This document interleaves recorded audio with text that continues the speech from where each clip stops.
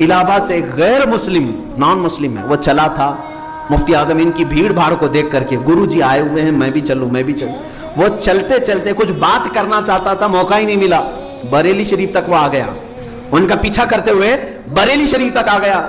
راوی بتاتے ہیں کہ مفتی اعظم ہند رضی اللہ تعالیٰ عنہ بریلی پہنچے تو فوراً اپنے گھر میں گئے اور ایک تعویذ لکھی اور لے کر باہر آئے، اس شخص کو بلایا جو غیر مسلم تھا، کہا ادھر آؤ، اس کو بلا کر کے آپ نے اس کو ایک تعویذ دیا، کہا کہ تیرے گھر میں اولاد نہیں، اللہ تجھے اولاد عطا کرے۔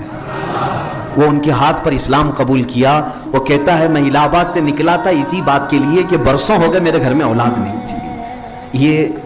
یہ جو صفت ہے یہ اللہ کے حبیب صلی اللہ علیہ وسلم کی کامل محبت سے آتی ہے۔ کامل محبت جب بندہ کرتا ہے تو اللہ اس کے دل میں ضرورت مند لوگوں کے خیالات، ضروریات کو اس کے دل میں ڈال دیتا ہے۔ مثال کے طور پر میں آپ کو بتاؤں، میں مسجد سے باہر نکل رہا ہوں، یہاں پر سینکڑوں لوگ ہیں، کسی ایک ہی کو میں بلایا، مجھے معلوم نہیں، اور میں نے اس کو نکال کر کے 100 روپے دیے، کہا لے جاؤ اللہ تمہاری ضرورتیں پوری کرے۔ اتفاق ایسا کہ اسی بندے کو 100 روپے کی ضرورت تھی اور اس کے گھر میں کچھ بھی نہیں تھا۔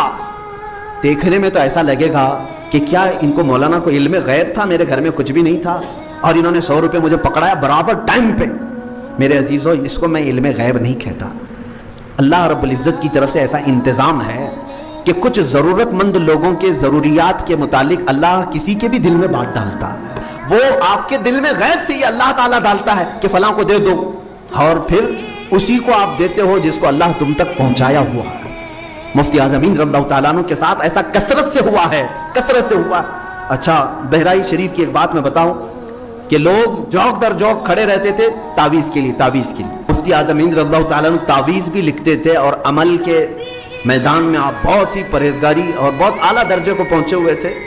آج میں بھی ضرورت مند لوگوں کو تعویذ دیتا ہوں۔ تعویذ میں قرآنی آیات ہوتی ہیں، قرآنی آیات ہیں، اور جو بزرگوں سے ثابت دعائیں ہیں وہ ہم لکھ کر کے دیتے ہیں۔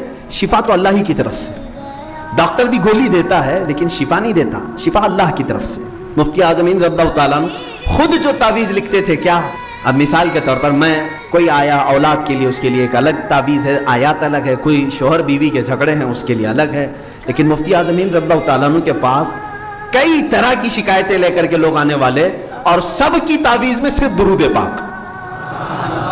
بیمار ہے درود شریف، بسم اللہ الرحمن الرحیم لکھا، درود شریف لکھا۔